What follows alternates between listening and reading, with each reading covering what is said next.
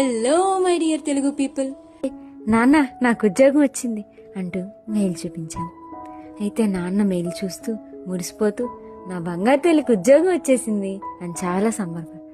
ఏం జరుగుతుందో తెలియక అమ్మ గట్టిగా మాట్లాడుతున్నారేంటి అని వంటగది నుంచి వచ్చింది.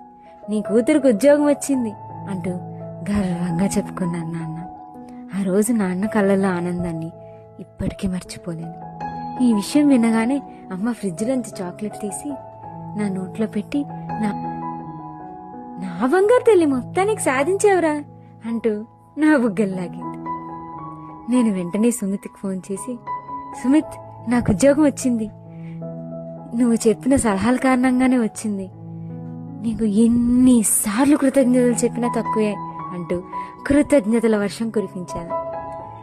ఇంత సహాయం చేసినప్పటికీ ఇందులో నేనేం చేశాను? నీ తెలివితేటలు నువ్వు సంపాదించుకున్నావు.